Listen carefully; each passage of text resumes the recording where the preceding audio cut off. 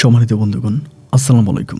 দূরের কাছে দেশে অথবা দেশের বাইরে থেকে প্রিয় বন্ধুরা ঠিক এই মুহূর্তে যেখান থেকে বাস্তব জীবনের গল্প শোনার জন্য আমার সাথে জয়েন করেছেন, আমি আপন আর যে আপন জীবনের গল্পের 861তম পর্বে আপনাকে বরাবর মতো স্বাগত জানাচ্ছি। বন্ধুরা, আজ আমি আপনাকে শোনাবো বন্দনগরী চট্টগ্রামের ছেলে রোহান উদ্দিনের জীবনের হৃদয় কাঁপানো এক পারিবারিক বাস্তব জীবন কাহিনী। বন্ধুরা, আজকের গল্পের টাইটেল যে সম্পত্তির লোভে স্ত্রীকে তুলে দিলেন বাবার হাতে।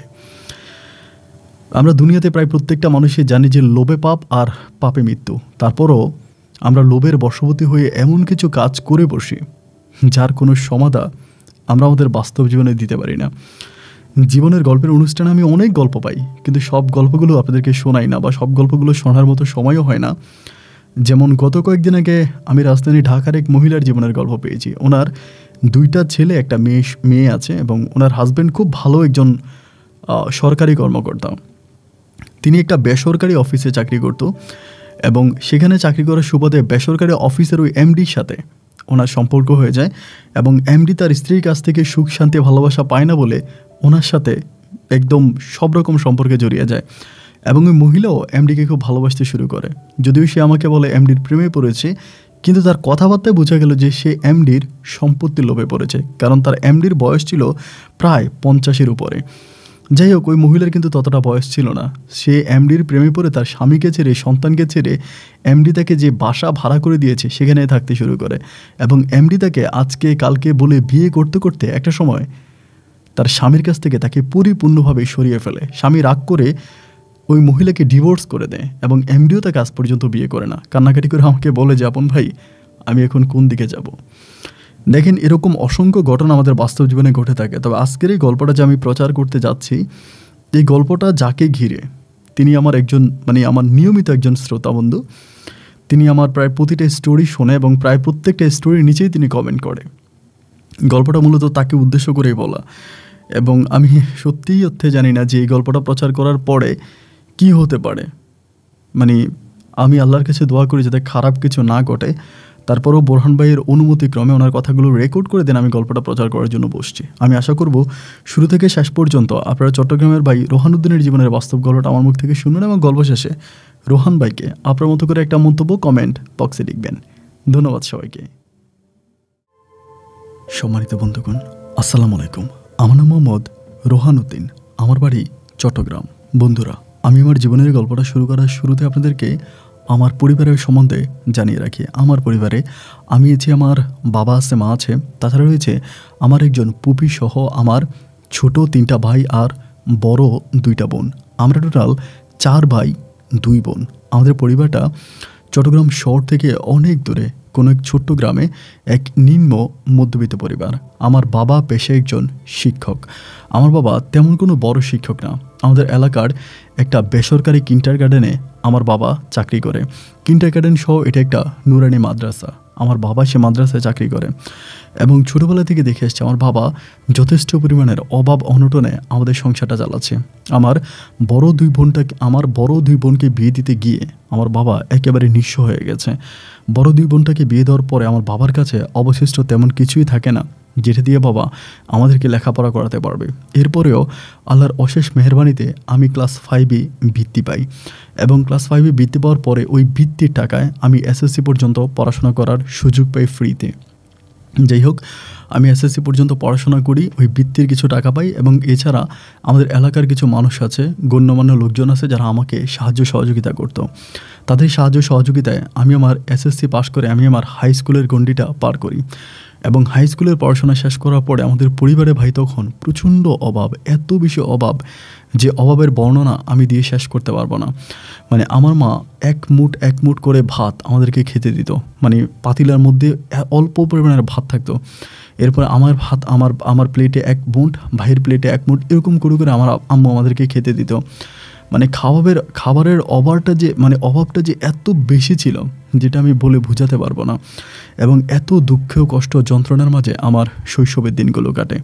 ভীষণ কষ্ট করে আমি এরকম করে আস্তে আস্তে করে বেড়ে উঠি এবং এসএসসি পাস করার পরে আমি চিন্তা করতেছিলাম যে কি করা যায়। কী এমন কাজ করা যায় বা কোথায় কী করা যায় যেটা করলে আমি খুব সহজে চাকরি পাবো, এবং এরকম কোনো কিছু করা যাবে কি না যেটা পড়াশোনার পাশাপাশি চাকরি করা যাবে। এরকম আরেকটা মামা আছে, আমার মামা একটা মামা আমিনতি করে আর কি, জায়গা সম্পত্তি মাপে এরকম গ্রামের।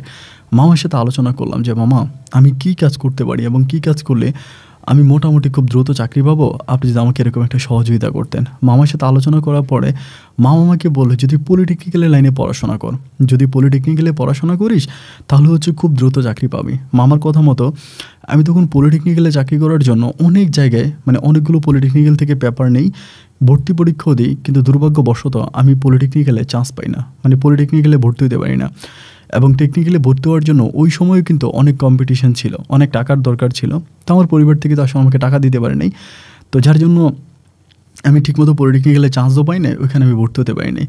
এবং পলিটেকনিক্যালে ভর্তি হতে না পারার পরে তখন আমার দিনগুলো খুব কষ্টে কাটতেছিল। একটা বছর আমি আর ভর্তি হই নাই কোথাও, এবং যেহেতু পলিটেকনিক্যালে ভর্তি হতে পারলাম না, পরে আর ভর্তি হইলাম না, না হয়ে আমি তখন বাইরে টুকিটাকি কাজ করতেছি, যে কাজ পাচ্ছি ওইটাই করতেছি।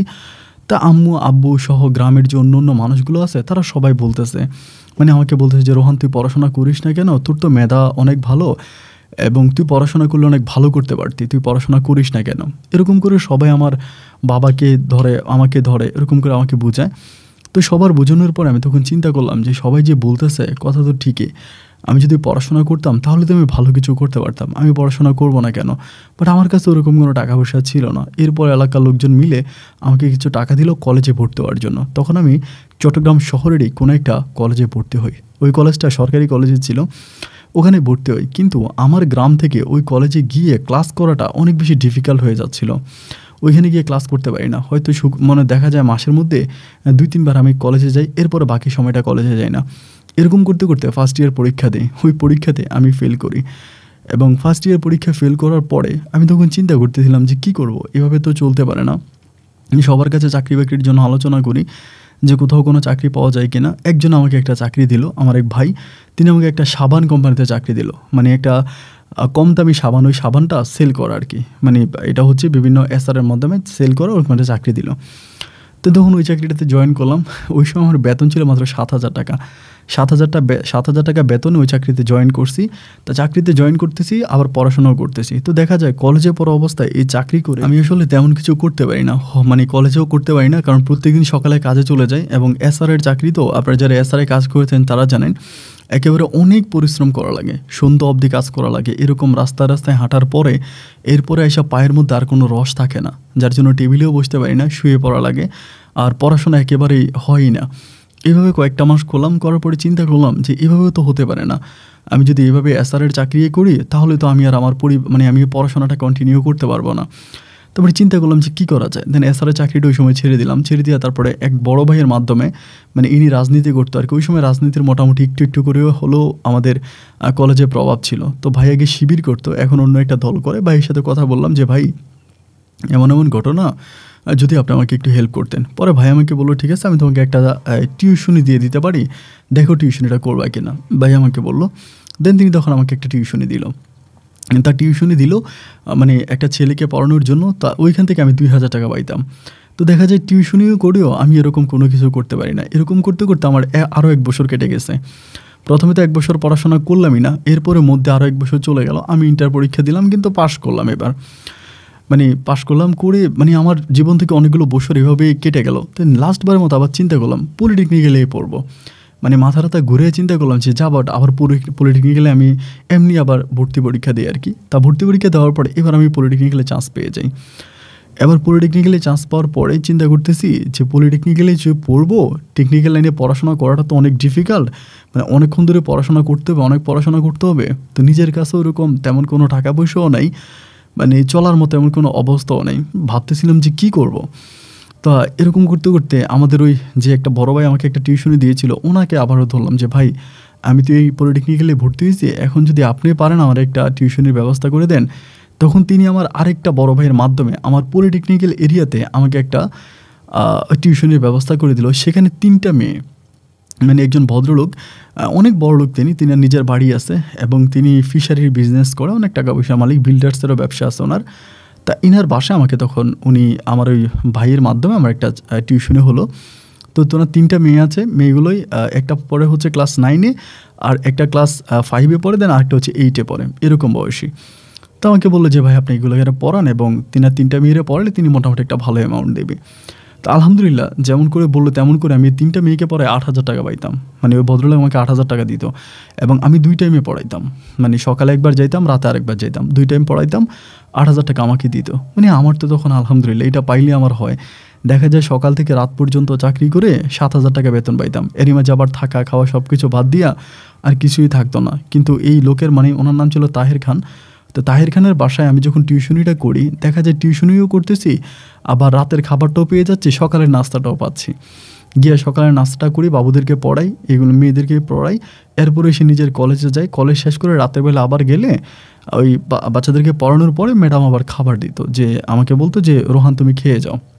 তা খাবার দিত, রাতের খাবারটাও হয়ে যেত। দেখা যায় দুপুরে এটা ওইটা টুকিটাকি 10-15 টাকার খাবার খাইলে আমার দিন কেটে যেত। আলহামদুলিল্লাহ তখন মোটামুটি অনেক ভালোভাবেই সময়গুলো কাটতেছিল। আর তেমন কোনো অভাব অনটনও নাই, তেমন কোনো সমস্যাও নাই। আল্লাহ তাআলার কাছে অনেক শুকরিয়া যে আল্লাহ মোটামুটি এই পর্যায়ে এসে আমাকে একটু আমার দিকে একটু ভালো করে তাকাইছে এবং আমি একটু ভালো পজিশনে আসছি। এমন করেই সময়গুলো তখন কাটতেছিল, আলহামদুলিল্লাহ ভালোভাবেই কাটতেছে। এভাবে সময়গুলো কাটতে কাটতে একটা পর্যায়ে আমি ফার্স্ট ইয়ার থেকে সেকেন্ড ইয়ারে উঠলাম। মানে সেকেন্ড ইয়ারটা বলতে ফার্স্ট সেমিস্টার শেষ করে সেকেন্ড সেমিস্টারে গেলাম। তা ওইখানে যাওয়ার পরে আমি যখন পড়তেছি, এমন করতে করতে ওনার যে একটা মেয়ে ছিল, বড় মেয়েটার নাম ছিল আয়েশা। তো আয়েশার সাথে আমি আয়েশা একটু বেশি দুষ্টুমি করতো, আর বাকি 2টা মেয়ের চেয়েও আয়েশা একটু বেশি দুষ্টু ছিল। ও প্রচুর দুষ্টামি করতো, মানে এমন দুষ্টুমি করতো যেগুলো আসলে বলে বোঝানো যাবে না, এত পরিমাণে দুষ্টুমি করতো। তা দুষ্টুমি করতে করতে একদিন আমাকে বললে যে স্যার আপনাকে একটা কথা জিজ্ঞেস করবো, সত্যি সত্যি উত্তর দিবেন, এরকম করে বলে আমাকে। আমি বললাম হ্যাঁ দিব, সমস্যা নাই, বলো। আঙ্কল আচ্ছা স্যার বলেন তো, মানে সত্যিকারের ভালোবাসা কোনটাকে বলে, মানে কোনটা সত্যিকারের ভালোবাসা? না আমার কাছে মনে হলো যে আমাকে বললো, আমি কিন্তু ওইটা এরকম করেই মিন করি নাই যেটা মেয়েদের সাথে ছেলেদের ভালোবাসা হয়। আমি ভাবলাম যে হয়তো আমাকে এরকম প্রশ্ন করছে যেটা সৃষ্টিকর্তার সাথে তার বান্দার ভালোবাসা, এমনটা মনে করছিলাম। তা মনে করার পরে আমি তখন বললাম যে শোনো, যে যাকে না দেখে ভালোবাসে সেটাই হচ্ছে সত্যিকারের ভালোবাসা। সত্যিকারের ভালোবাসা সেটাকেই বলে, না দেখেই কোনো কিছুর প্রতি ভালোবাসতে পারা, কোনো কিছুকে না দেখে তার প্রতি ভালোবাসা আনা, সেটাকেই সত্যিকারের ভালোবাসা বলে। যেটা আমি আসলে মানে সৃষ্টিকর্তার প্রতি বান্দার ভালোবাসাকে অনুর্গ করে আমি এটা বললাম। তা বলার পরে ও তখন আমাকে বলতেছে, বাহ আপনি তো খুব সুন্দর কথা বললেন, এটাই কি সত্যি? আমি বললাম হ্যাঁ এটাই সত্যি, না দেখে ভালোবাসাকেই সত্যিকারের ভালোবাসা বলে। তাই ও আসলে আমাকে কোন উদ্দেশ্য করে এটা বলছে বা এটা তো আর আমি জানি না। আমি আমার সরল মনে তাকে উত্তর দিলাম, বা আমি ভাবলাম যে ও হয়তো এটাকে অ্যাকসেপ্ট করবে। তা এমন করে কাটার পরে অনেক পরে ও তখন আমাকে বলতেছে যে স্যার তাহলে আপনি আমাকে আরেকটা প্রশ্নের উত্তর দেওয়া লাগবে। এমন করে আমি তখন বললাম যে আবার কি প্রশ্ন উত্তর দিব? তুমি আবার এরকম করে আমাকে পেঁচাচ্ছ কেন? একটু পর পর আমাকে ঝামেলায় কেন ফেলতে চাচ্ছ, বা তোমার উদ্দেশ্যটা কি? তা বলে আচ্ছা ঠিক আছে স্যার আজকে আর প্রশ্ন করবো না, এটা বলে ও তখন চুপ হয়ে গেল। এভাবে 2 দিন কেটে গেল। 2 দিন পরে ওই সময় কিন্তু মানে আমার কাছে মোবাইল ফোন নাই, কিন্তু মানুষের হাতে হাতে প্রায় মোবাইল ফোন আছে, সবার হাতে মোবাইল ফোন আছে। তো হঠাৎ করে এনে আমাকে একটা চিঠি দিল, মানে একটা চিঠি আমাকে এটা দিল যে স্যার এটা আপনার জন্য। আমি তখন বললাম যে আমার জন্য চিঠি, মানে আমার জন্য কিসের চিঠি? তা বলে এই চিঠিটা আপনার জন্য, আপনি এটা পড়েন। তা আমি বললাম যে আমার জন্য তুমি চিঠি আনছো, চিঠিটা কার? বলে আমার একটা বান্ধবী আপনাকে অনেক পছন্দ করে, আপনি যে কলেজে যান ও আপনাকে সবসময় দেখে এবং ও সরাসরি আপনাকে বলতে পারে না, যার জন্য আমাকে দিয়ে চিঠিটা লিখে পাঠাইছে। তা চিঠিটা লিখে পাঠাইছে এবং ও আপনাকে পছন্দ করে এটা আপনাকে বলছে। তাই আমি বললাম যে এটা তোমার কোন বান্ধবী, আমি তো দেখি নাই। তাও আমাকে বলে স্যার দেখতে হবে। আমি বললাম যে না দেখতে হবে বলতে, বলে আচ্ছা আপনি চিঠিটা পড়ে তারপর উত্তর দিন। তা ওরকম করে ওরে পড়ানো শেষে আমি বাসায় গেলাম, মানে আমার রুমে গেলাম। জি আমি তখন চিঠিটা পড়তেছিলাম, যে কী রে কী চিঠি লিখলো। চিঠি পড়ি, দেখলাম যে বাবা একেবারে প্রেম ভালোবাসার কথাবার্তা, মানে দুনিয়ার সব কিছু উল্টে ফেলছে এমন অবস্থা। পরে আমি বললাম যে আচ্ছা ঠিক আছে, দেন হয়ে গেল। তাই এবার আমি চিঠিটা পড়লাম। পরের দিন আমি আসলাম, আসার পরে ওরে আবারও পড়াচ্ছি। তা ওরে পড়াচ্ছি, আমি বললাম যে কেউ পড়াইসা, তুমি না বললা যে আমার জন্য চিঠি লিখছে, এখন আমার জন্য যে চিঠি লিখছে এটা কে, মানে কে চিঠি লিখছে আমাকে একটু বলবা? তা আমাকে বলতেছে যে স্যার ও আপনি উত্তর লিখছেন? আমি বললাম হ্যাঁ উত্তর লিখছি, আমিও খুব সুন্দর করে উত্তর লিখে দিছি। আমার হচ্ছে যেই হোক আমি তো মজা পাচ্ছি না, মজা পাওয়ার জন্য আমি উত্তর লিখছি, ওইখানে বসেই লিখছি। তারপর উত্তরটা দিলাম, ও তখন বললো ঠিক আছে ও কালকে রিপ্লাই দিবে। তা চিঠি নিয়ে গেল, এরপরের দিন ও আবার রিপ্লাই নিয়ে আসছে, মানে চিঠির উত্তর নিয়ে আসছে। আইসা আমাকে বলতেছে যে স্যার চিঠি রিপ্লাই আসছে, নেন এটা আপনার জন্য। আবার আমি চিঠি নিয়ে বাসায় গেলাম, পড়লাম, দেখলাম বাহ খুব রোমান্টিক কথাবার্তা। আমি কিন্তু আবার আয়শাকেও সন্দেহ করছি ও আবার নিজে চিঠি লিখে আমাকে দেয় কিনা, এটা ওর প্রতি আমার সন্দেহ আছে। তো সন্দেহ থাকার কারণে আমি আবার ওর হাতের লেখার সাথে ম্যাচ করি, যেটা ওর হাতের লেখার সাথে মিলে কিনা। দেখলাম যে না, এটাও তো ওর হাতের লেখার সাথে মিলে না। তো যাই হোক, এরকম করে ও তখন আমি আবার উত্তর দিই, ও আবার আমাকে আরেকটা চিঠি পাঠায়। এরকম করে 10-15 দিনের ভিতরে প্রায় 8-10টার মতো চিঠি আদান প্রদান হয়ে গেছে। এবার আমি বললাম যে আয়শা, তুমি আমার কাছে সত্য করে বলো তো, এই যে তুমি আমাকে চিঠিগুলো লিখতেছো বা আমাকে এত কথা বলতেছো, বা তোমার বান্ধবী সম্বন্ধে, তোমার বান্ধবী এই সে, আমি তোমার বান্ধবীকে দেখতে চাই, না দেখলে আমি তাকে ভালোবাসবো না। ওকে, এটা বললাম। ও তখন আমাকে বলে, স্যার ভুলে যাই না, কিন্তু কিছুদিন আগে আপনি কিন্তু আমাকে বলেছেন কোনো কিছুর প্রতি না দেখে ভালোবাসাটাকেই সত্যিকারের ভালোবাসা বলে, এটাই প্রকৃত ভালোবাসা। তাহলে কি আপনি আমার বান্ধবীকে প্রকৃত অর্থে ভালোবাসেন না? আপনি দেখতে চান কেন? আপনিই তো বললেন যে না দেখে ভালোবাসাই প্রকৃত ভালোবাসা। তা নিজের কথায় তখন নিজে আটকায় গেলাম, ওর যুক্তি মতো, ওর কথা মতো আমি নিজের কথায় নিজে ফাঁসে গেছি। দেন আমি তখন বললাম যে আয়শা, সব কিছুই ঠিক আছে, কিন্তু কোন একটা মেয়ে আমার জন্য এরকম সুন্দর করে আমাকে চিঠি লেখে, তা আমার তারে খুব দেখতে ইচ্ছা করে। এরকম করে ভাই পুরো একটা মাস ও আমার সাথে এরকম চিঠিপত্র লেনদেন করে। 1 মাস পর একদিন আমার খুব রাগ হয়েছে। আমি বললাম, যা, আমার কথা আমি ফিরিয়ে নিলাম, যেটাকে দেখে ভালো লাগে এবং সেটার প্রতি সত্যিকারের ভালোবাসা আসে, তা আমার ওই তোমার বান্ধবীকে দেখতে হবে, তা না হলে আমি আর চিঠি রিপ্লাই করবো না। আমাকে সবসময় বলে যে স্যার চিঠি রিপ্লাই দেন না, রিপ্লাই দেন। আমি বললাম যে না, আমি যাকে দেখি নেই তার প্রতি তাকে আমি কেন রিপ্লাই করব? আমি তো দেখেই নাই। সো আমার থেকে কোনো রিপ্লাই তুমি আশা করো না, বা আমি কোনো রিপ্লাই দিব না। তা আমার সাথে খুব ঝগড়া করে, না স্যার আপনি রিপ্লাই দেওয়াই লাগবে, আপনি রিপ্লাই দেন। আমি বললাম আমি দিব না। এটি নিয়ে তার সাথে মোটামুটি আমার একটু কথা কাটাকাটি হচ্ছে। এরকম করে আরও 2 দিন কেটে গেল, আমি আর রিপ্লাই দিচ্ছি না। আমার কথা হচ্ছে আমি রিপ্লাই দিবই না, যাকে দেখি নেই তা আমি দেখি সে রিপ্লাই দিব। 2 দিন পর আমাকে বলতেছে, ঠিক আছে স্যার, আমার বান্ধবীর সাথে আপনাকে দেখা করাই দিব, ও আপনার সাথে দেখা করতে চায়। আমি বললাম ভালো কথা, তো বলে আজকে বিকেলে আপনি আমাদের গার্ডেনের ওইদিকে আসেন। তো ওদের একটা গার্ডেন আছে, নিজেদের গার্ডেন, বড় লোক মানুষ। তো আমাকে বলে আপনি ওই গার্ডেনের ওইদিকে আসেন, আমি ওর সাথে আপনাকে মিট করাই দিব।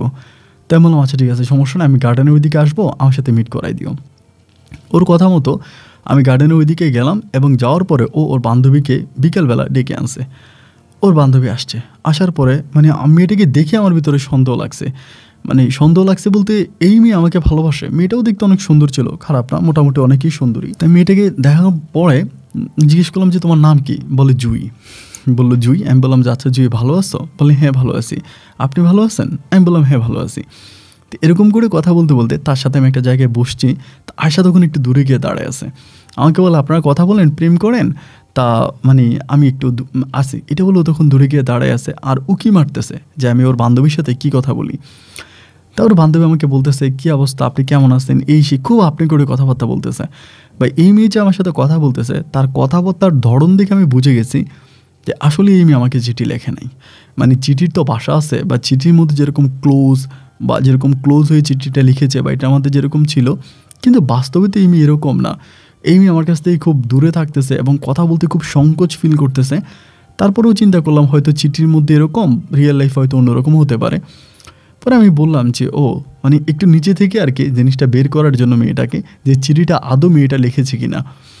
তো এটা বের করার জন্য আমি বললাম যে আচ্ছা, তুমি যে চিঠির মধ্যে আমাকে আপনি লেখো, বাস্তবেও আপনি বলো, তা যে যাকে ভালোবাসে সে তো তাকে তুমি করে সম্বোধন করে। তা তুমি চিঠির ভাষা আমাকে আপনি বলো, এমনিও আমাকে আপনি করে কথা বলো, এটা কেন? এবার মেয়ে আমার মুখের দিকে তাকায় থেকে বলতেছে যে আপনি করে বলি এই জন্য, সম্মান দিয়ে এই জন্য আপনি বলি। আমি বলি ঠিক আছে, সামনাসামনি না হয় আপনি করে বলো, কিন্তু চিঠিতে তো তুমি লিখতে পারো। আমাকে বলে না, আমি চিঠিতেও আপনি লিখি এই কারণে যাতে আপনি আমার প্রতি একটু আপনার প্রতি আমার সম্মান থাকে, এই জন্য। বাট প্রতিটা চিঠিতেও আমাকে তুমি করে সম্বোধন করে, তুমি করে লেখে। এবার তো আমার ভিতরে ঢাউট ঢুকে গেল, কি রে, চিঠির মধ্যে সবসময় তুমি করে সম্বোধন করে, আর এই মেয়ে বাস্তবে আমাকে আপনি বলতেছে, এবং সে নিজে স্বীকারও করে যে সে চিঠিতে তুমি বলতো না, আপনিই বলতো। আমি তখন বুঝে গেলাম যে হিয়ার ইজ সামথিং রং, এখানে কিছু না কিছু একটা সমস্যা আছে, এবং এই মেয়ে আমার কাছে মিথ্যে বলতেছে। পর আমি বললাম চিঠির মধ্যে তুমি এটা লিখলা, ওইটা লিখলা, উল্টাপাল্টা বলতেছে। ও আর চিঠির উত্তর দিতে পারতেছে না, আমি যে কথাগুলো বলতেছি এই কথাগুলোর উত্তর সে ঠিকমতো দিতে পারতেছে না। একটা পর্যায়ে সে উঠে চলে যাবে। যখন সে উঠে চলে যাবে, আমি বললাম ওমা, তুমি না চিঠির মধ্যে লিখলা যে আমার সাথে দেখা হলে আমি চুমা দিব, তুমি আমাকে চুমা দিবে, আমি তোমাকে চুমু দিব, এটা না তুমি চিঠির মধ্যে লিখলা, এই মর্মে না আমার সাথে দেখা করতে আসছো? ও বলে এটা বলছিলাম নাকি? আমি বলে হ্যাঁ, তুমি তো চিঠির মধ্যে লিখলাই যে আমাদের যেদিন মিট হবে আমরা কিস করব। তা ও তখন বলতেছে যে না, আমি এটা লিখি নাই। আমি বললাম দেখো, তুমি এটা লিখছো, এটা তুমি লিখছো। ও বলে যদিও লিখে তাহলে অন্য কেউ লিখছে, আমি লিখি নাই। আমি বললাম দাঁড়াও, তাহলে তুমি কে? বলে আমি জুই। তাই আমি বললাম চিঠি লিখছে কে? তখন আর কথা বলে না। আমি বললাম বলো চিঠি লিখছে কে? এবার নিচের দিকে তাকিয়ে বলতেছে স্যার চিঠি আসলে আয়েশা লিখছে। আমি বললাম আয়েশা কেন চিঠি লিখছে? তা বলে আয়েশা আপনাকে পছন্দ করে। আমি বললাম মানি? বলে হ্যাঁ আয়েশা আপনাকে পছন্দ করে, কিন্তু ডিরেক্টলি আপনাকে বলতে পারে না। আপনাকে বলতে না পারার কারণে ওই রকম করে আপনাকে চিঠি লেখে, এবং চিঠিগুলা আমাদের অন্য একটা মানে বড় বোনকে দিয়ে লেখায়। মানে ওই বড় বোনের বিয়ে হয়েছে, হাজব্যান্ডে বিদেশে থাকে, ওনাকে দিয়ে চিঠিগুলো লেখায়, এবং চিঠির উত্তরগুলো আপনি যখন দেন উনিও পরে উনি উত্তর দেয়।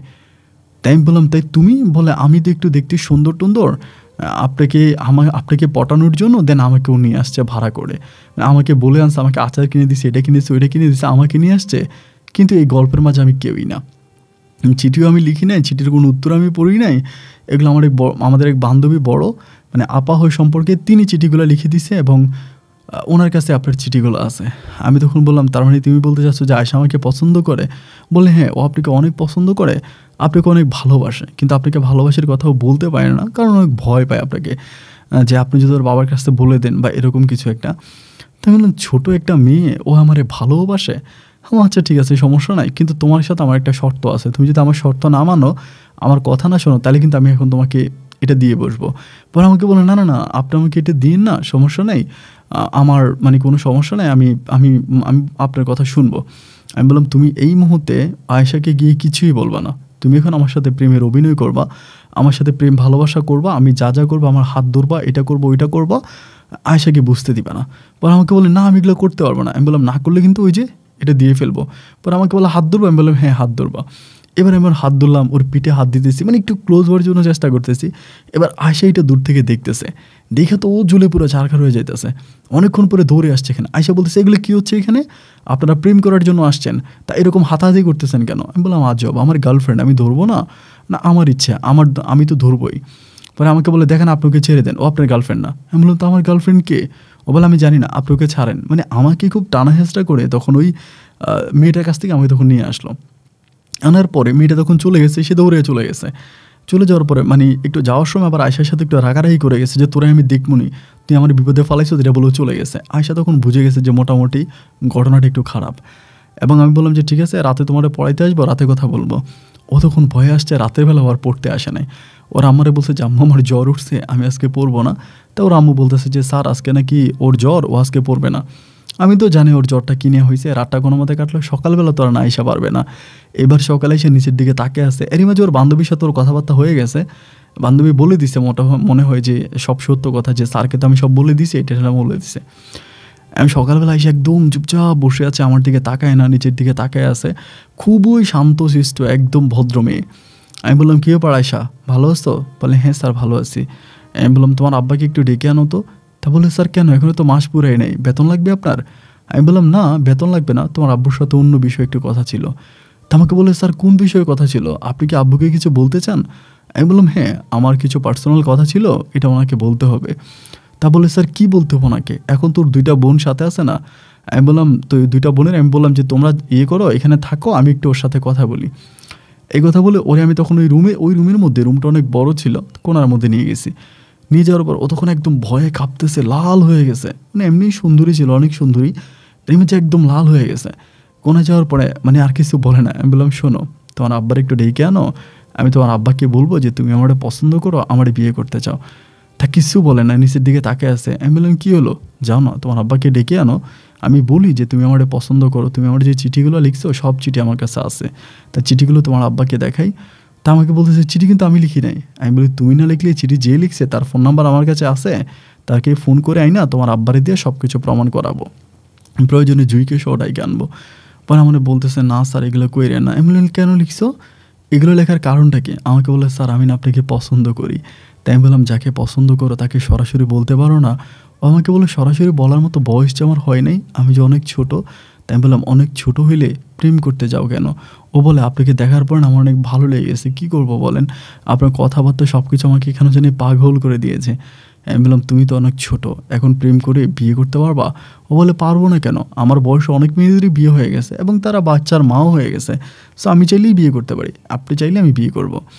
আমি বললাম তুমি জানো আমি কতটা গরিব, আমার ফ্যামিলি সম্পর্কে? ও বলে জানি, আপনি অনেক গরিব, আপনার অনেক ভাই আছে, আপনি টাকা পয়সা দিয়ে আপনার ভাইদেরকে পড়ান, আপনার বড় বোন আছে, আপনার বড় বোনের সংসার আপনি চালান, এগুলো সবই আমি জানি। আমি বললাম, তাইলে এগুলো জানার পরেও তুমি আমাকে কেন বিয়ে করতে চাও? তুমি জানো না যে তোমার বাবা তোমাকে আমার কাছে বিয়ে দেবে না? আমাকে বলে, বাবা বিয়ে না দিলে নাই, আমি আপনার সাথে পালিয়ে যাব। আমি বললাম, না বাবু, এটা ভালো না, তুমি ঠিকমতো পড়াশোনা করো এবং এরকম করতে হয় না, এরকম করে তারা আমি বুঝাই। বোঝানোর পরে যাক সেদিনটা কোনো মতে কেটে যায়, কিন্তু এরপর দিন থেকে ও যখনই পড়তে আসে জাস্ট কান্না করে, খালি আমার সামনে বসে বসে কান্না করে। আমি যত বলি যে আয়শা কান্না করতেছো কেন, এটা তো ভালো না, কান্না কেন করো? ও খালি কান্না করে। তো এরকম একটা নিষ্পাপ চেহারার একটা মেয়ে, ডাগর ডাগর দুটো চোখ, এত সুন্দর চেহারা, আমি বসে বসে যখন কান্না করে আমার তখন খুব খারাপ লাগে। ওর বোনগুলোও বলে যে আপু কাঁদো কেন, কেন কাঁদো? তাই চিন্তা করলাম আমার বাবাও জেনে যায় কিনা। পরে আসলে আমার নিজের প্রতি একটু দুর্বলতা কাজ করতে শুরু করে। এরপরে একদিন আমি আমার হাত ধরে বললাম যে ঠিক আছে, আমি তোমাকে ভালোবাসি আয়শা, এটা কাউকে বলার দরকার নেই, তুমি জাস্ট চুপ থেকে আমার সাথে সম্পর্ক করো, তোমার আব্বা যদি জানতে পারে তাহলে কিন্তু আমার খুব ক্ষতি করে ফেলবে। ও আমাকে বলে, আমি কাউকে বলবো না, তুমি শুধু আমাকে ভালোবাসো, আমি বিষয়গুলো কাউকে জানাবো না। ঠিক ওই মুহূর্তের পর থেকে এই ছোট্ট আয়শার সাথে, যে আমার বয়সের অনেক ছোট হবে, বয়স অনেক ছোট, ওর সাথে আমার তখন একটা রিলেশন হয়ে যায় এবং দুজনেই খুব ডিপ একটা রিলেশনের মধ্যে জড়িয়ে যায়। এবং সম্পর্কটা যদিও প্রথম দিকে মানে ওর তরফ থেকেই ছিল, ওর পক্ষ থেকেই ছিল, কিন্তু শেষের দিকে আমি ওর প্রতি অনেকটা দুর্বল হয়ে যাই। এবং আমিও যখন দুর্বল হয়ে যাই তখন আমাদের সম্পর্কটা আরও অনেক বেশি ডিপ হয়ে যায়। এরকম করে হাঁটি হাঁটি পাপা করে ওর সাথে আমার সম্পর্কটা প্রায় 2 বছরে গড়ায়। এবং 2 বছরে আমি ওকে সবসময় প্রাইভেট পড়াই, ওদের বাসায় আমি সবসময় থাকি। এবং ওর ছোটো বোনটা অনেক বড় হয়ে যায় এবং একদম ছোটো যেটা, এটাও তখন স্কুলে পড়াশোনা করতো। তো 2 বছর ও তখন এসএসসি পরীক্ষা দেয়। এসএসসি পরীক্ষাতে ও খুব ভালো একটা রেজাল্ট করে। এসএসসি রেজাল্ট আউট হওয়ার পরে ওর বাবা তখন ওকে একটা প্রাইভেট কলেজে ভর্তি করায়, চট্টগ্রামে একটা প্রাইভেট কলেজে ভর্তি করায়। ও তখন ওই প্রাইভেট কলেজে পড়াশোনা করতেছে, মনোযোগ দিয়ে পড়াশোনা করে। ও মেয়ে অনেক ভালো, স্টুডেন্ট হিসেবে অনেক ভালো ছিল। তা কলেজে পড়াশোনা করে দেন আমি তখনও তাকে পড়াইতাম। আমি তখনও হচ্ছে প্রায় ফাইনাল ইয়ারের দিকে থাকি, আপনার ডিপ্লোমার দিকে। তো আমি তখনও তাকে খুব টেক কেয়ার করি, খুব যত্ন করি, ওর সাথে দেখা সাক্ষাৎ করি, কথাবার্তা বলি, বা সবসময় এরকম করেই সম্পর্ক যাচ্ছে। এমন করে সম্পর্কটা যেতে যেতে আমার কাছে যতদূর মনে হলো আর কি, যে ওর মা মনে হয় ওর আমার সম্পর্কটা কিছুটা বুঝে গেছে। কারণ অনেক দিন ধরে এই সম্পর্কটার মাঝে আছি। ওর মা অনেক সময় আমার খাবার দিতে আসে, নাস্তা দিতে আসে, 2টা আমাদের বাসায় যাচ্ছি। এবং আমিও একরকম ওদের পরিবারের মানুষের মতো হয়ে গেছি, মনে হয় যেন আমি ওদের পরিবারের একজন মেম্বার, এমন অবস্থা। এমন করতে করতে মানে আমার কাছে যেটা মনে হলো যে ওর মা মনে হয় কিছুটা বিষয় আন্দাজ করে ফেলে। এবং আন্দাজ করার পরে ওর মা তখন হঠাৎ করে আমাকে একদিন বলল যে বাবা, কিছু মনে করো না, আমি ওর মেয়েদেরকে আর কোনো ছেলে দিয়ে পড়াবো না, হঠাৎ করে বলতেছে। তা আমি তখন বললাম, যে আন্টি এটা কেমন কথা বললেন? আমি আজকে এত বছর ধরে আপনার মেয়েদেরকে পড়াই, আমি তো আপনাদের ফ্যামিলি মেম্বারের মতো, আপনাদের পরিবারের মানুষই, তো আপনি এই কথা কেন বলতেছেন যে হঠাৎ করে যে আপনার মেয়েদেরকে আপনি মানে আর কোনো ছেলে দিয়ে পড়াবেন না, এটা কেন? তিনি তখন আমাকে বলতেছে, আমার কাছে কেন জানি মনে হলো যে আমার মেয়েদেরকে আমি আর ছেলে দিয়ে পড়াবো না, জাস্ট আমি তোমাকে বিষয়টা বললাম যে আমি আর কোনো ছেলে দিয়ে আমার মেয়েদেরকে আমি পড়াবো না, তো আমি মহিলা মাস্টার রাখবো, মহিলা মাস্টারটাকে পড়াবো, তুমি আর এই মাসের পর থেকে আর আইসো না। তো তখন কিন্তু মাসের প্রায় 26 তারিখ, এই মাসের আর 4 দিন আছে। তো আমি চিন্তা করলাম যে হঠাৎ করে আমাকে মানাটা কেন করে দিল, কিছুই বুঝলাম না। পরে আমি এই ইয়ের সাথে আলোচনা করলাম, আয়শার সাথে আলোচনা করলাম। আয়শা তখন আমাকে বলতেছে মেইন ঘটনা হচ্ছে আম্মু কিন্তু অনেকগুলো বিষয় বুঝে গেছে। তাই আমি বললাম যে আমার কাছেও তো এটা সন্দেহজনকই মনে হয়, কারণ তিনি আমাদেরকে সবসময় ফলো করতো। তোমার সাথে আমি যখন কথা বলি বা আমাদের মাঝে যখন ক্লোজিং কিছু একটা হয়ে যায়, উনি তখন কিন্তু অনেক বিষয় ডাউট করে, সন্দেহ করে। তা আমার মনে হয় যে উনি কিছু ডাউট করে ফেলছে। তো আয়শা আমাকে বলতেছে, ডাউট করলে করবে, সমস্যা কি? আমি আপনার কাছে যদি না পড়ি তাহলে কি আমাদের প্রেম ভালোবাসা অফ হয়ে যাবে নাকি? আমি বললাম, না দেখো, তোমার আব্বা আম্মা সবাই আমাকে অনেক বিশ্বাস করে, এখন যদি এরকম কিছু একটা হয়ে যায় তাহলে তো আমি এটা মানতে পারবো না এবং আমার পক্ষে তো এটা মানার সম্ভাবনা না। ও তখন বলতেছে যে না, আমি বুঝতেছি না কি বলবো না বলবো, বাট আমার মানে ভালো লাগতেছে না ওইগুলো বলে। আমি ওর সাথে এরকম করে কথা বলি। যাই হোক, এমন করে কথাবার্তা বলতে বলতে একটা পর্যায়ে ও তখন বললো যে আচ্ছা ঠিক আছে, আম্মু যদি না বলে তাহলে আপনার আসার দরকার নেই, মানে তোমার আসার দরকার নেই। এরপরে আমি আর ওদের এখানে পড়াইতে আসলাম না এই মাস পরে। তা আমি থাকতেছি, আমার মেসে থাকতেছি, মেসে থেকে তখন আমার হাতে আরও 2-1টা টিউশনি আছে, বাকি 2টা টিউশনি করি। ওই টিউশনিগুলো ভালোভাবেই চলতেছে। ওই সময় পারিবারিক অবস্থাতে অতটা অভাব নেই। এবং আমার যে ছোটো ভাইটা আছে ও তখন পড়াশোনা ছেড়ে দেয়, ও তখন একটা চাকরি করে, ওই তখন আব্বু আম্মুকে টাকা দেয়। আমার আর অতটা মানে অত বেশি আমার টাকা পয়সা লাগে না, বা আমারটা দিয়ে আমি চলতে পারলে ওই তখন পরিবার চালাচ্ছিল।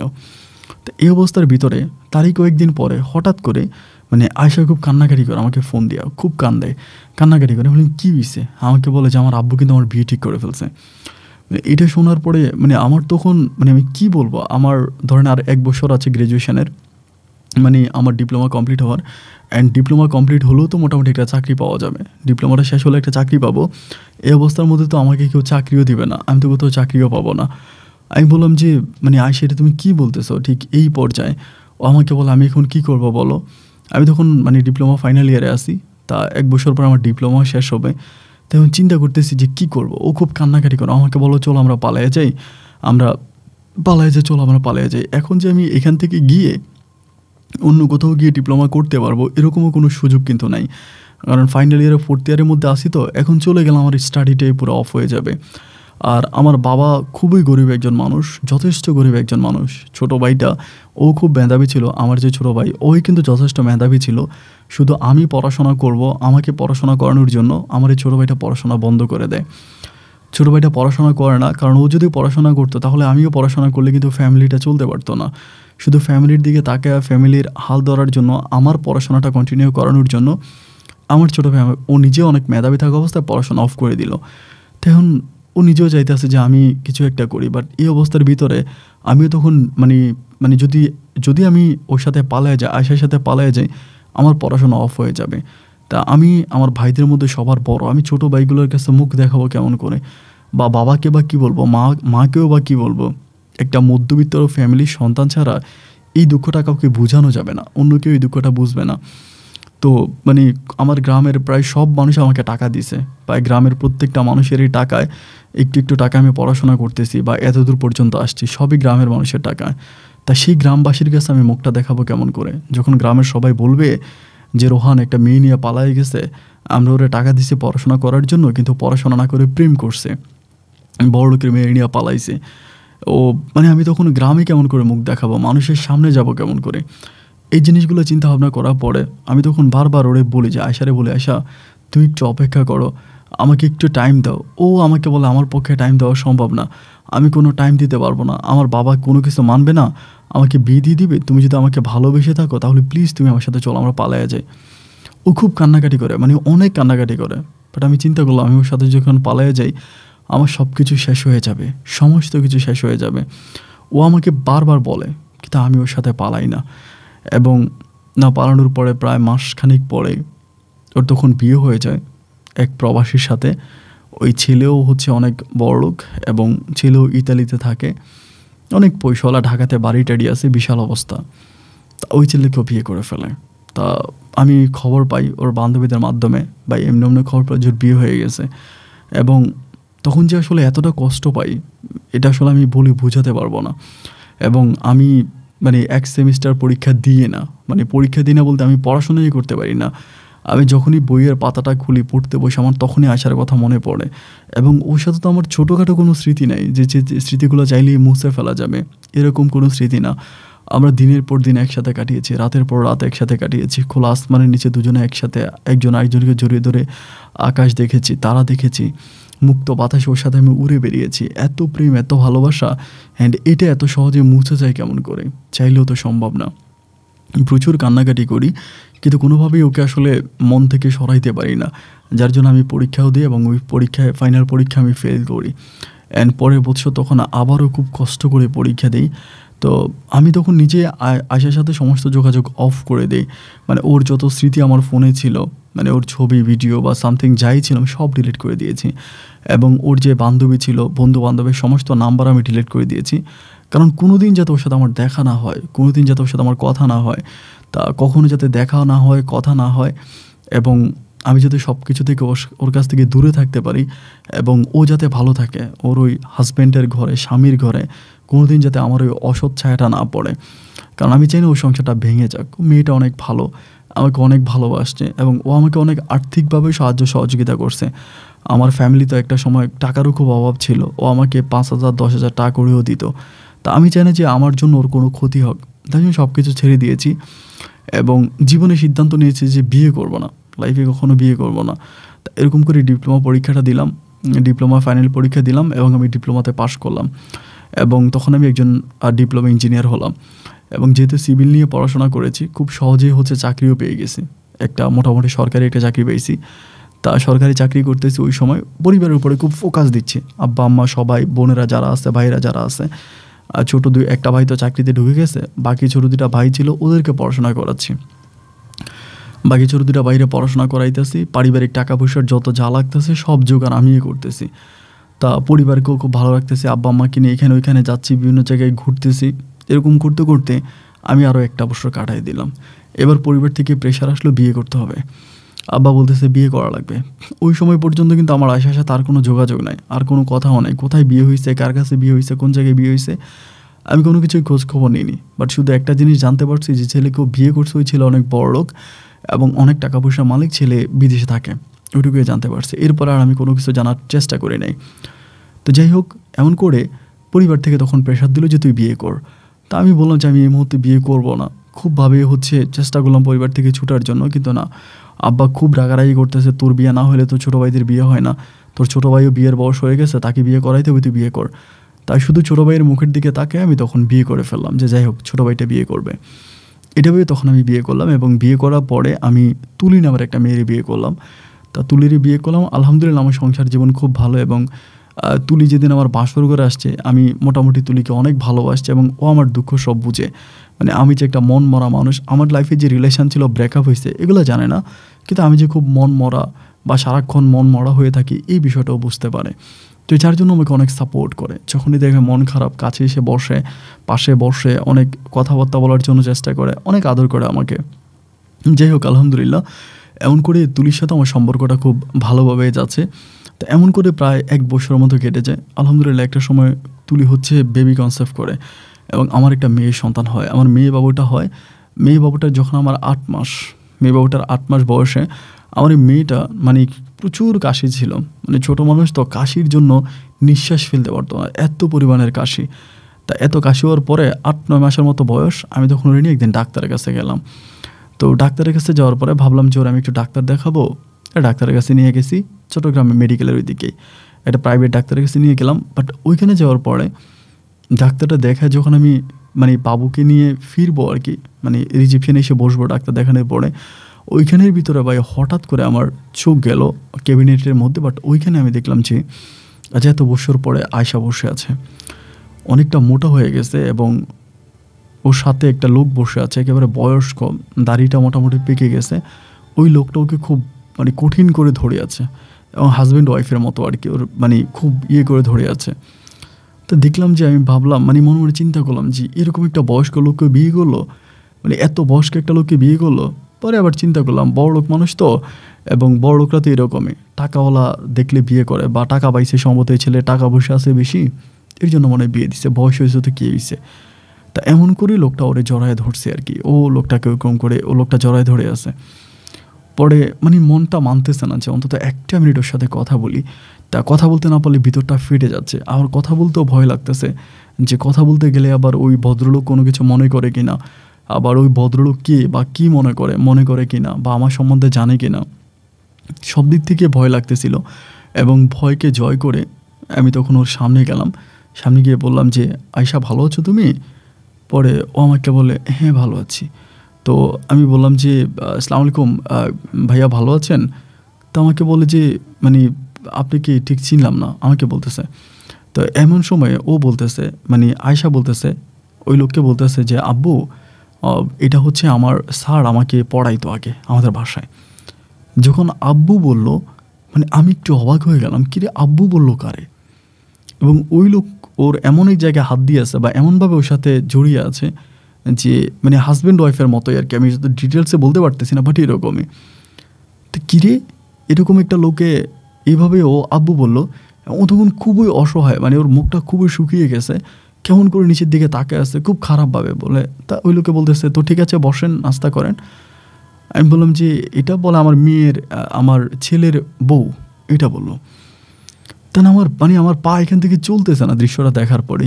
ও আমাকে মানে কি দেখলাম এটা, আমি একটা শ্বশুর এবং ছেলের বউয়ের মাঝে তো এরকম কিছু থাকতে পারে না, বা এরকম কিছু দেখি না, যেরকম কিছু আমি আমার চোখের সামনে দেখতেছি বা এরকম কিছু হচ্ছে। আমি তখন একদম চুপ হয়ে গেলাম, একদম চুপ, আমার আর মুখ দিয়ে কথা বেরোচ্ছে না, মনে হচ্ছে যেন গলাটা শুকিয়ে গেছে। জাস্ট চিন্তা করতেছি যে এটা আমি কি দেখলাম, মানে এটা আমি দেখলামটা কি, আমি তখন চলে গেলাম এখান থেকে, চলে গিয়ে বাট মনটারে আর বুঝাইতে পারতেছি না যে এটা আমি কি দেখলাম বা এরকমটা কেন হইলো, তো কোনো অর্থ খুঁজে পাই না।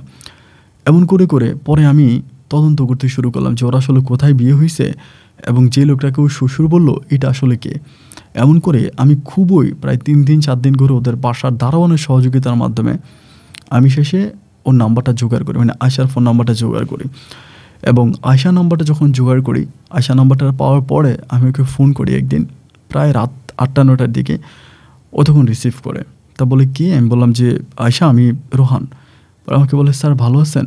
আমি বললাম হ্যাঁ ভালো আছি, তুমি ভালো আছো? বলে হ্যাঁ স্যার ভালো আছি। ভাবলাম হয়তো সামনে কে আছে, তাই আমি বললাম যে তোমার সামনে যদি কেউ থাকে তুমি একটু সরে গিয়ে কথা বলো। পরে আমাকে বলে না স্যার আমার সাথে তো কেউ নেই, আমি তো রুমের মধ্যেই আছি, আমার আশেপাশে কেউ নেই। তা এটা যখন বললো মানে আমি তখন মানে একটু মানে অবাক হয়ে গেলাম যে বিষয়টা কি, মানে ও আমাকে কেউ নাই বাসায়, ও একাই বসে আছে আমাকে যেটা বললো, তো সেখানেও আবার আমাকে কেন স্যার বলে সম্বোধন করতেছে। আর আমি বললাম যে তুমি আমার সাথে এরকম করে কথা বলতেছো কেন, মানে আমাকে স্যার করেই কেন কথা বলতেছো। তা আমাকে বলে যে স্যার আপনাকে কী করে কথা বলতে হবে।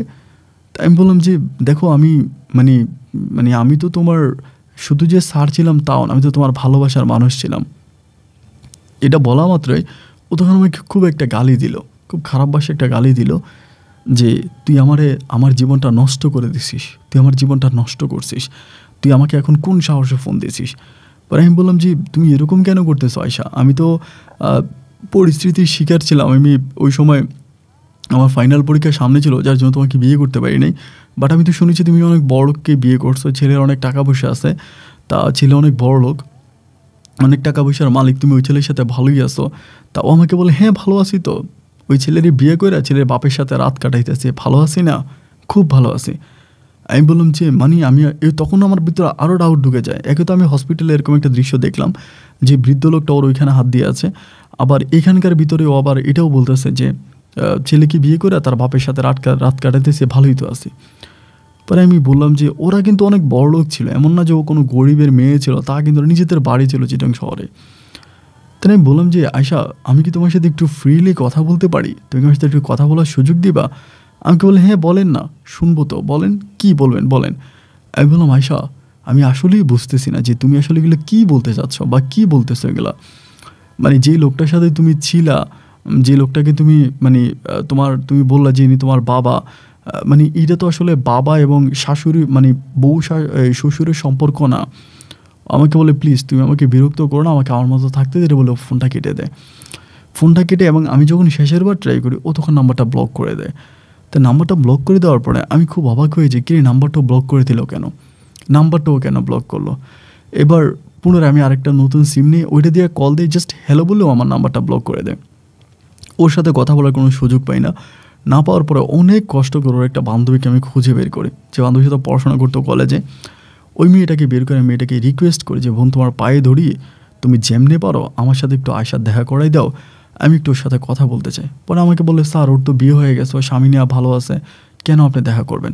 আমি বললাম একটা বারের জন্য তুমি আমার সাথে দেখা করাই দাও। ওই মেয়েটারও বিয়ে হয়ে গেছে, সে তার শ্বশুর বাড়িতে থাকে। পরে আমাকে বলে আচ্ছা ঠিক আছে, আমি আমার এখানে আগামীতে ওকে দাওয়াত করবো, আপনি আসেন বিকালবেলা, কী কথা বলতে চান ওর সাথে বলেন, বাট সংসারটা ভাঙেন না। আমরা যতদূর জানি যে ওর হাজব্যান্ড অনেক বড়, অনেক টাকা পয়সার মালিক, ওরা ওই ফ্যামিলিটা ভাঙেন না। আমি বললাম না না না আমি সংসার ভাঙবো না, তুমি ভয় পাও না, আমি জাস্ট ওর সাথে একটু কথা বলবো, একটু কথা বলতে ইচ্ছে করতেছে। তা বলো আচ্ছা ঠিক আছে আপনি কালকে আইসেন বিকালবেলা। তা বিকালবেলা মেয়েটাকে ফোন দেই, এই মেয়েটাকে যে আমি কি আসবো, বলে হ্যাঁ আসেন, ও আসছে। পরে গেলাম, যাওয়ার পরে মানে ঢুকবো, ও আমাকে দেখে লাভ দিয়ে উঠে গেছে, বলে তুই এই জায়গায়, খুব চিল্লাফিল্লা করতেছে, যেহেতু এটা মেয়ে শ্বশুর বাড়ি, ওর হাজব্যান্ড নাই মনে হয়। আমি মেয়েটাকে ওরে দৌড়ে মানে টাইনা একটা রুমের মধ্যে ঢুকেলাম, ঢুকে দরজা আটকায় দিয়েছি। ও খুব চিল্লা করতেছে, জড়াই ধরছে যে এরকমটা করো না, এরকমটা করো না, এটা অন্যের বাসা, তুমি এরকমটা কেন কর, তুই আমার জীবন নষ্ট করছিস, বারবার তুই আমার জীবন নষ্ট করছিস, তোর কারণে আজকে আমার জীবনের এই অবস্থা। পরে আমি বললাম যে দেখো আমার সাথে এরকম করো না, তুমি আমাকে জাস্ট বলো কী হয়েছে বা এরকমটা আমার সাথে কেন করছো। আমাকে বললো তুই বিয়ে করছিস। আমি বললাম না আমি বিয়ে করি নাই। ও বলে তুই বিয়ে করস না। আমি বললাম না আমি তোমাকে পাইনি, আমি বিয়ে করবো কেমন করে, আমি তো তোমার জন্য অপেক্ষা করতেছি, আমি তো বিয়ে করি নাই। ও আমাকে বলে আমার জীবনটা শেষ, আমার আর পৃথিবীর কোনো ছেলে বিয়ে করবে না। আমি তখন বললাম তুমি আমার কাছে খুলে বলে কী হয়েছে। আমি হসপিটালে ওই দিন যে দৃশ্যটা দেখলাম এটা তো আসলে মেনে নেওয়ার মতো না। এরপরে তুমি আবার আমাকে বললা যে ছেলেকে বিয়ে করে তার বাপের সাথে রাত কাটাচ্ছি। তো সব কিছু মিলে আসলে আমি না বুঝতে পারতেছি না যে অ্যাকচুয়ালি তুমি কী বলতে চাচ্ছ বা এগুলোর মাঝে কি। আমি জাস্ট ডিটেলসটা জানতে চাই। আমাকে বলো আমি কিচ্ছু বলতে চাই না এবং আমার কোনো কিছু বলার নাই, তুমি আমাকে ছেড়ে দাও, আমি চলে যাই। আমি চলে যাবা ঠিক আছে, আমি তো তোমাকে আটকাবো না, আমি তোমাকে আটকে রাখার অধিকার আমার নাই, কিন্তু সত্যটা জানতে চাই যে কী এমন ঘটনা এবং কী এমন কারণে তোমার ভিতরে এত কষ্ট, এত চাপা কষ্ট, তুমি আমার কাছ থেকে চলে যেতে চাও। কী হয়েছে আমাকে বলো। বা তোমার শ্বশুরের সাথে তোমার কি, বড় কান্না করতে করতে বলে যে কি বলবো, আমি আমার শ্বশুরের সাথে রাত কাটাতে হয়। আমি বললাম মানি, তোমার শ্বশুরের সাথে তোমাকে রাত কাটাতে এই কথার মানে কি? আমাকে বলে হ্যাঁ কাটাই তো, শ্বশুরের সাথেই তো রাত কাটাই। আমি তখন বললাম যে আয়শা আমি তোমার কথা বুঝতেছি না, তোমার শ্বশুরের সাথে কেন তোমাকে রাত কাটাতে হবে? আমাকে বললাম আমার স্বামী বলছে ওর বাবা যা করে আমি যদি ওর বাবাকে কোনো কাজে বাধা না দিই এবং ওর বাবার সাথে যদি আমি না থাকি বা ওর বাবার কথা যদি আমি না শুনি তাহলে আমি যদি এই পরিবার থেকে চলে যাই। আমি বললাম তুমি আমাকে ব্যাপারটা একটু ডিটেলসে বলো, যে ঘটনাটাকে আমি একটু শুনি। আমাকে বলে বিয়ের পরে আমার হাজব্যান্ড বেশি দিন ছিল না, প্রায় মাস 2-এর মতো ছিল এবং ও ইতালিতে থাকে, ওর ওইখানে বিজনেস, তো ওইখানে চলে গেছে। তো সেখানে চলে যাওয়ার পরে ওইটা কিন্তু ওর আপন বাবা না, যে বাবাকে আমি শ্বশুর ডাকতেছি এটা ওর সৎ বাবা। মানে ওর মায়ের অন্য কোথাও বিয়ে হয়েছে এবং অন্য কোথাও বিয়ের পরে ও দুনিয়াতে আসছে এবং ও দুনিয়াতে আসার পরে ওর মা ওই সংসার থেকে চলে আসছে। ওই ভদ্রলোকের সংসার করানে ওকে নিয়ে চলে আসছে এবং ওকে নিয়ে আসার পরে ওই ছেলেকে নিয়ে, মানে আমার স্বামীকে নিয়েই আমার বর্তমান শ্বশুরের কাছে ওর মা বিয়ে বসছে, আমার শাশুড়ি বিয়ে বসছে। এবং বিয়ে বসার পরে আমার এই শাশুড়িও মারা গেছে, আর আমার শ্বশুরের আগের একটা ফ্যামিলি ছিল ওইটাও মারা গেছে, ওই বউটাও মারা গেছে, বাট আমার শ্বশুরের আরও সন্তানাদি আছে, তারই মাঝে আমার হাজব্যান্ডও আছে। তা আমার হাজব্যান্ড ওইখানে আমার সাথে সম্পর্ক ছিল, দেন আমার হাজব্যান্ড চলে গেছে আবার ইতালিতে এবং সে ওই যে গেল আজকে প্রায় সাড়ে 4 বছরের কাছাকাছি ও আর বাংলাদেশে আসে নাই। আমি বললাম এতগুলো বছর বাংলাদেশে আসলো না কেন? ও বলে ও আসে নাই। ও কেন আসে না ওই ভালো জানে, ও আসে না। তো ও যখন আসে না, মাঝে মাঝে আমার শ্বশুর আমার সব কিছু দেখাশোনা করে, আমার যা যা লাগে আমার শাশুড়ি যেহেতু নয় শ্বশুরই সব কিছু করে। তা এরকম করতে করতে আমি বুঝতে পারি যে শ্বশুর আমার দিকে খারাপ ইঙ্গিত দেয় এবং খারাপ কিছু করার জন্য ট্রাই করে, আমি এটা বুঝতে পারি। আমি বুঝতে পারার পর প্রথমে আমার হাজব্যান্ডকে জানাই, আমার স্বামীকে জানাই যে দেখো তোমার বাবা তো আমার সাথে এগুলো করার জন্য ট্রাই করতেছে বা উনি এভাবে আমাকে টাচ করে বা এটা করে ওইটা করে। তাই বললাম তারপর তো আমার স্বামী তখন আমাকে ডিরেক্টলি বলে যে আমি আমার বাবার কথার উপরে কথা বলতে পারবো না, বাবা যা বলে তা, বাবাকে যেমনি পারো ম্যানেজ করে তুমি থাকো, আর না থাকতে পারলে তুমি চলে যাও। আর আমার বাবা আমার জন্য যা করছে এটা বলার মতো না। আমি আমার বাবার সন্তানও না, আমি অন্য কারো সন্তান। এরপর আমার বাবা শিলং শহরের মতো একটা পপুলার একটা জায়গার ভিতরে আমার বাবা আমার নামে 6 তলা একটা বাড়ি লিখে দিছে। তা এই পুরোটা বাড়ির মালিক কিন্তু আমার ভাইয়েরাও ছিল, আমার বোনেরাও ছিল। আমার ভাই বোন কাউকে না দিয়া আব্বা আমাকে সম্পদটা লিখে দিছে। আব্বা আমাকে এত ভালোবাসে। আমি বললাম এই সম্পদটা কিন্তু ও বলে যে বিয়ের পরে লিখে দিছে, আয়শাকে বিয়ে করার পরে ওর স্বামী এরপরে সম্পদ লিখে দিছে। তা বলে আমাকে এত বড় একটা সম্পদ দিয়ে দিছে, আমি আমার আব্বার মুখের উপরে কোনো কথা বলতে পারবো না, আমাকে দিয়ে এটা শোভা পায় না। তুমি পারলে আমার সংসার করো, যেমনি পারো এমনি আব্বাকে ম্যানেজ করে করো, আর যদি না পারো তুমি চলে যাও। আমি তখন বললাম তো এই বিষয়টা কি তুমি তোমার বাবাকে বলো নাই? আমাকে বলে বলছি তো, আমি আমার বাবাকে বলছি যে আব্বু আমার শ্বশুর আমার সাথে এগুলো করার জন্য চেষ্টা করে। তো আমার আব্বা তখন বলে যে আমি এর আগেও সংসার ভাঙার জন্য অনেক আমার হাজব্যান্ডের সাথে অনেক ঝামেলা করছি বা সংসার করবো না বলে অনেক কিছু করছি। অনেকবার বলছে আমার হাজব্যান্ড আমাকে মারে, অনেক মিথ্যা বলছি সংসার না করার জন্য। তো আমার আব্বা বলতেছে এখন আমি মিথ্যা বলি, আমি সংসার করব না, সংসার থেকে চলে আসব, আমি আবারও তোমার কাছে চলে যাব, হয়তো তোমার সাথে আমার লিঙ্ক আছে, যোগাযোগ আছে, এই জন্য আমি সংসার করব না বলে আমি জাস্ট এখন মিথ্যা কথা বলতেছি। আমি বললাম তোমার বাবা এগুলো বলে? ও বলে হ্যাঁ, আমার বাবা আমাকে এগুলো বলে যে যদি সংসার করতেই হয় সংসার করবি, নাহলে লাশ হয়ে ফিরে আসবি। তা আমি তো আত্মহত্যা করব না, আত্মহত্যা আমি কেন করব? এই জন্য শ্বশুর যা বলে তাই শুনতেছি। ছেলেকে বিয়ে করার পরে ওর বাবার কথা মতোই চলতেছি। আমি তখন বললাম তুমি এই বিষয়টা অন্য কাউকে জানাও নেই, তোমার রিলেটিভ আদার্স? আমাকে বলে যেখানে আমার বাবাই কোনো কিছু করলো না, বাবা নিজেই চুপ হয়ে গেল এবং বাবা নিজেই বললো যে তুই যেমনে পারো সেমনে সংসার কর, আমার কোনো কিছু করার নাই, সেখানে আমি অন্য কাউকে বলে কি করব? অন্য আর কাকে বলবো, কাকে বলার মতো আছে বলেন? আমি বললাম যে তোমার বান্ধবী বা তোমার বন্ধু, তোমার মা? ও বলেন না, আমি কাউকেই বলি নাই। এই যে বান্ধবীর বাসায় এখন আসছি, আমাকে ফোন দিছে, আমি আসছি, কিন্তু আমি ওকেও বলি না এইসব ঘটনা। আমি তখন বললাম আয়শা আমি কী করতে পারি তোমার জন্য বলো? তো আমাকে বলো আপনি বিয়ে করে ফেলেন। আপনি বিয়ে করেন, সংসার করেন, আজকে এত বছর হয়ে গেল, আপনি বিয়ে কেন করলেন না? এটা তো ঠিক না। আমি বললাম, দেখো আসলে এভাবে বলা ঠিক না। আর মানে আমি জানি না, বাট আমার খুব খারাপ লাগতেছে। তুমি এই ঘর থেকে চলে আসো। আমাকে বলে, না আমি এই ঘর থেকে কেন আসবো? আমি এই ঘর থেকে আসবো না। আমি বিয়ে করছি, আমার স্বামী আছে, সংসার আছে, আমি আসবো না।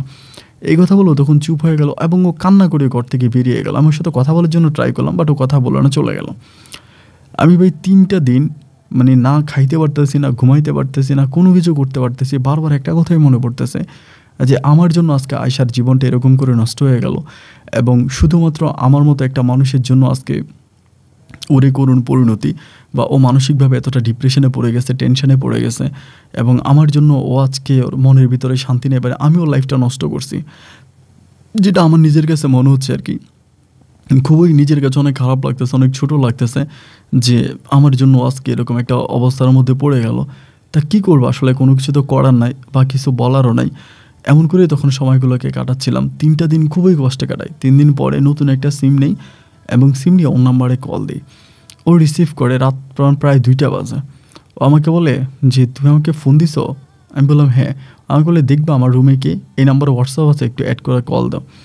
তা হোয়াটসঅ্যাপটা অ্যাড করলাম, অ্যাড করে কল দিয়ে দেখলাম যে ওই বুইরা রুমে শুয়ে আছে।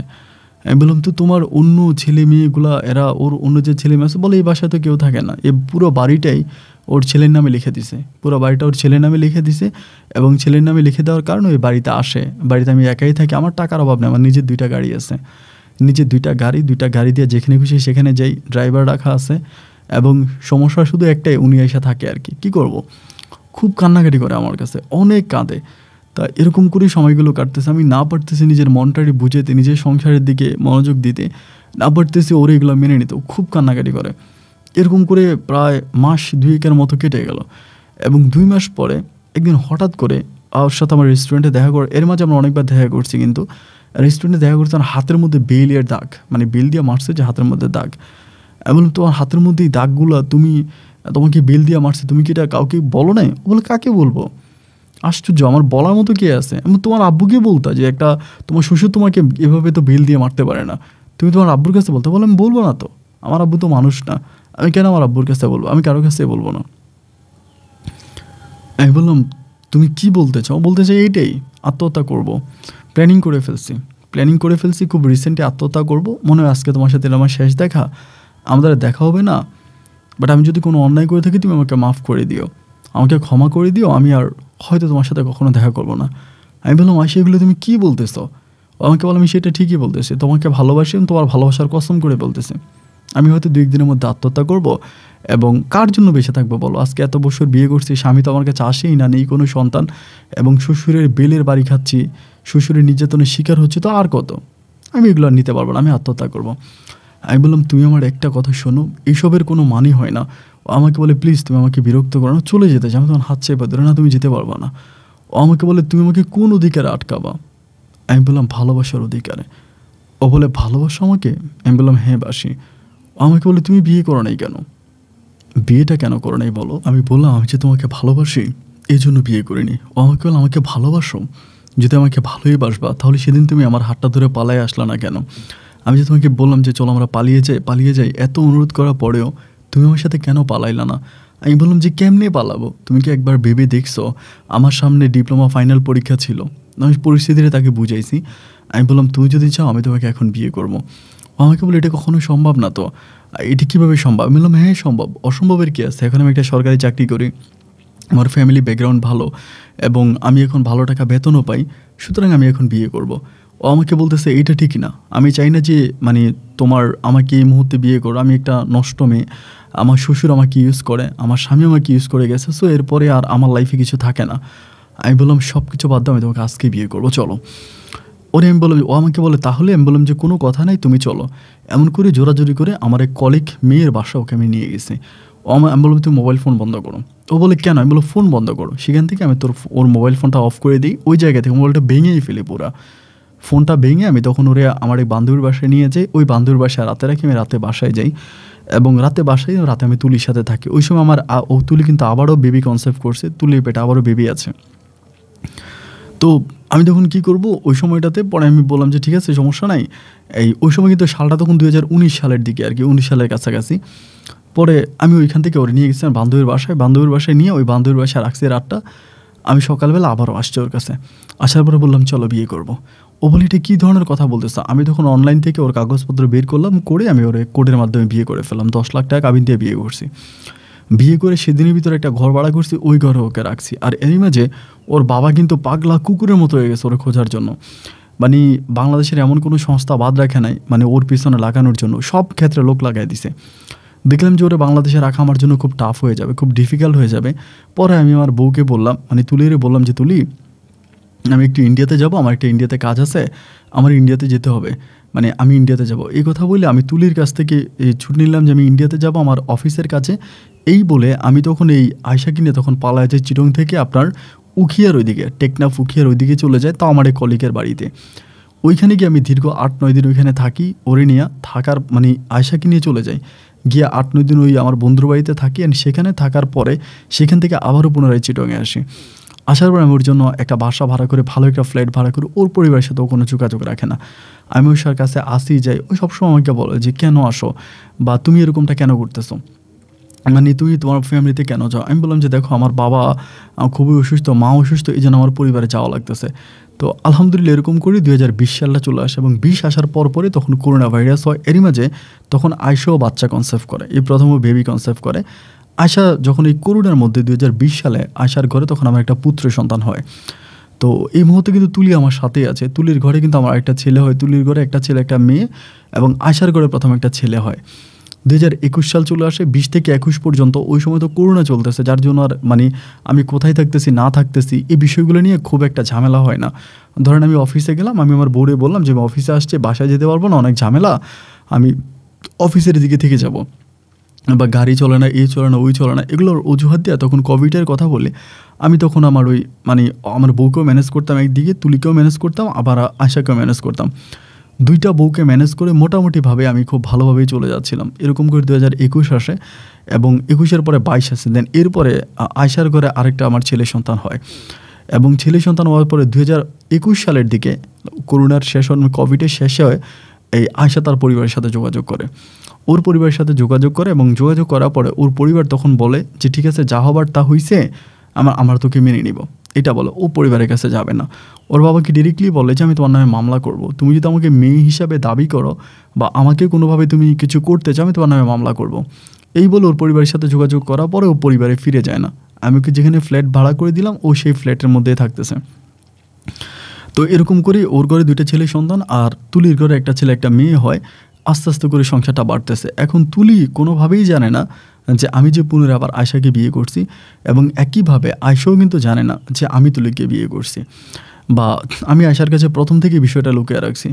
এই যে 2টা পরিবার নিয়ে আমি এতটাই কষ্টে আছি, মানে আমার আসলে বলার মতো কোনো ভাষা নাই, আমি কাউকে বুঝাইতেও পারবো না যে আমি এই মনে হয় আয়শার কাছে ধরা খেয়ে গেলাম, এই মনে হয় আয়শা বুঝে গেল যে আমার তুলিকে আমি বিয়ে করছি বা আমার আরেকটা সংসার আছে, এই মনে হয় আয়শা বুঝে গেল, এবং কোনোভাবেই আমি কোনো কিছু করতে পারি না। এবং একসময় আমি তুলির সাথে আমার বউয়ের সাথে আমি একটু কথা বলি, মানে বউকে আমি একটু বোঝানোর চেষ্টা করি যে দেখো আমার আরেকটা পরিবার যদি আরেকটা বিয়ে করি বা আমার যদি একটা বউ থাকে তুমি কি মানবা।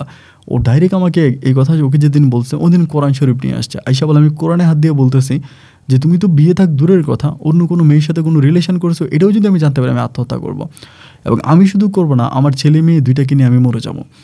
তা আমি যেহেতু আয়শার সাথে কথা বলি, আয়শা কিন্তু অনেকটা ফ্রি মাইন্ডেড, মানে আমার কাছে যেটা মনে হয় যে ধরেন আমি যদি আয়শাকে বলি যে আয়শা আমি তুলিকে বিয়ে করছি বা আমার পরিবার এভাবে আমাকে বিয়ে করাই দিছে, তাহলে আয়শা কিন্তু মেনে নেবে। মানে আমি যতটুকু মনে হয় আর কি, আয়শা অনেক সফট মাইন্ডের, মানে অনেক সফট হয়ে গেছে, অনেক নরম হয়ে গেছে, পরিবারের কাছ থেকে, শ্বশুরের কাছ থেকে, স্বামীর কাছ থেকে প্রতারিত হওয়ার পরে অনেকটা সফট হয়ে গেছে। আমার মনে হয় যে আমি যদি আয়শাকে জড়িয়ে ধরে সরি বলে আয়শা মেনে নেবে, কিন্তু কোনোভাবেই ভাই তুলিকে মানাইতে পারতেছি না।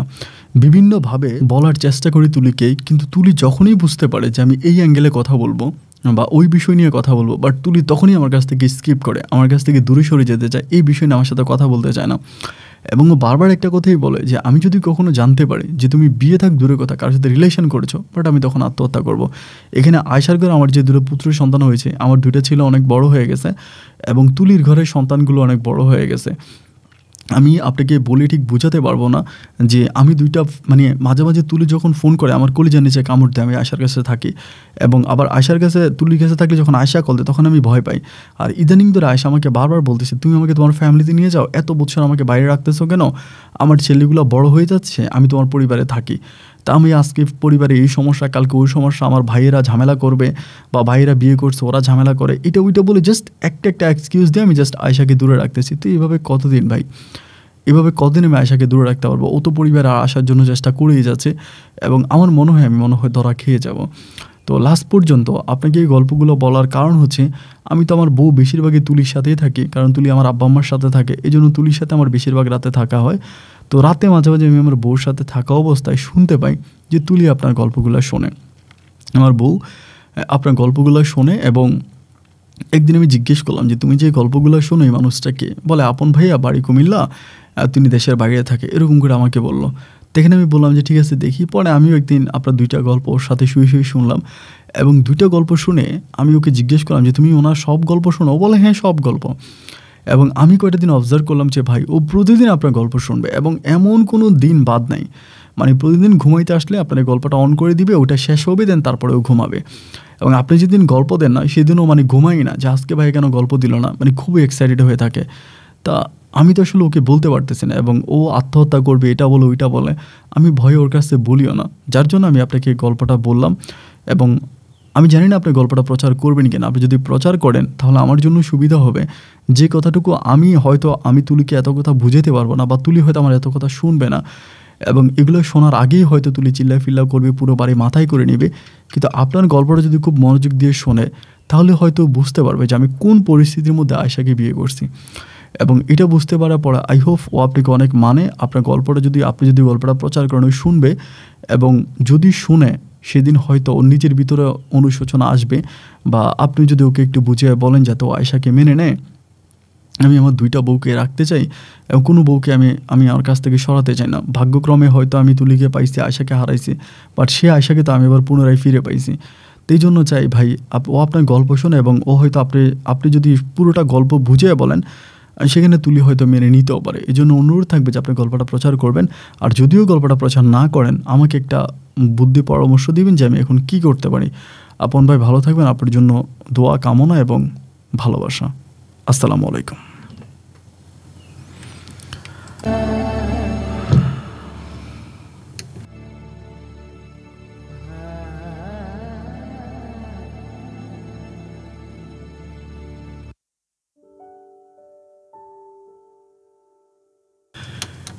প্রিয় বন্ধুগণ, সবাইকে অনেক বেশি ধন্যবাদ এতক্ষণ পর্যন্ত চট্টগ্রামের ভাই রোহানের জীবনের বাস্তব গল্পটা শুরু থেকে শেষ পর্যন্ত আমার মুখ থেকে শোনার জন্য।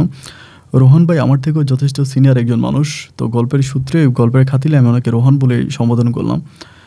তা ওনার বউ তুলি আমি এখানে ছদ্মনামগুলো ব্যবহার করেছি। আমি তারপরেও মানে রিয়েল নামগুলো ব্যবহার করি নাই, কারণ তুলি যদিও আমার গল্প শুনে থাকে এবং রোহান ভাইয়ের ভাষ্যমতো তিনি আমাকে স্ক্রিনশট দিয়ে পাঠাইছে যে তার বউ সবসময় আমার গল্প শোনে। হয়তো এই গল্পটাও তুলি আমার শুনেছে। তো তুলি, আপনি যদি আমার গল্পটা শুনেই থাকেন এবং আমার যদি আপনি সবগুলো গল্প শোনেন বা যেটা রোহান ভাই বলে যে আপনি আমার প্রতিটা গল্পই শোনেন, তাহলে আপনি যথেষ্ট পরিমাণের ভালো মনের একজন মানুষ এবং আপনার মনটা অনেক ভালো। আমার প্রত্যেকটা সাবস্ক্রাইবারও অনেক ভালো, অনেক ভালো। অত ভালো না হইলে ভাই, যে মানুষটার গল্প সে মানুষটাকে দেখে না, তার কোনো কিছুই জানে না, এরপর আমার মুখ থেকে গল্প শুনে বিশ্বাস করে, তো আমার ওই সাবস্ক্রাইবারগুলো এক একটা হীরার টুকরা আমি মনে করি। তো সেই জায়গা থেকে যে তুলি, আপনি আল্লাহর পবিত্র রমজান মাসে আমি রেকর্ডটা করতেছি এবং আপনি হয়তো গল্পটা শুনবেন। টুডে ওর টুমিডো কয়েকদিন পরে এটা আপলোড হবে, আপনি গল্পটা শুনতে পাবেন। তো গল্প যদি আপনি শুনে থাকেন, মানে আপনার কাছে আমার তরফ থেকে যে আপন হিসাবে, যে যার গল্প আপনি প্রতি রাতেই শোনেন, তার কাছে রিকোয়েস্ট থাকবে যে মানুষের জীবনে অনেক কিছুই ঘটে। দেখেন আমরা মুসলিম মানুষ, রমজান মাস, তো সেই হিসেবে আপনি মনে রাখেন যে একটা পুরুষ 2টা বিয়ে করতেই পারে এবং যে মানুষটাকে এই আয়শাকেও বিয়ে করেছে, যদি রোহান ভাই আয়শাকে বিয়ে না করতো আয়শা মারা যেত। আয়শা আপনারই বোন, আপনার মতোই একটা মানুষ, আপনার মতো একটা মেয়ে। আজকে সেম আয়শার জায়গায় যদি আপনি হতেন তাহলে আপনি কী করতেন?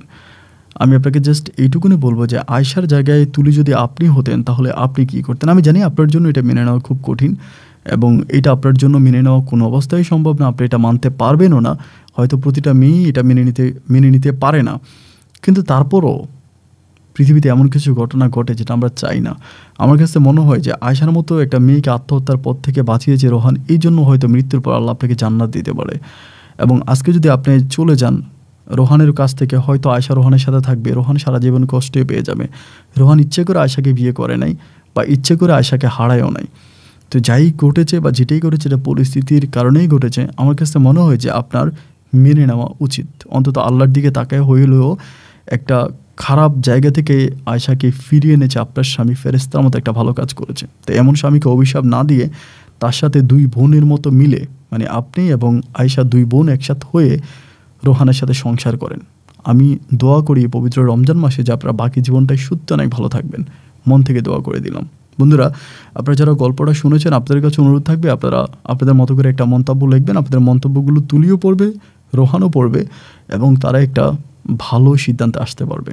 সবাই ভালো থাকবেন, সুস্থ থাকবেন, এই শুভকামনায় আজকের মতো এখানে বিদায়। দেখা হবে অন্যদিন অন্য কারো বাস্তব জীবনে গল্প নিয়ে। আল্লাহ হাফেজ অ্যান্ড আসসালামু আলাইকুম।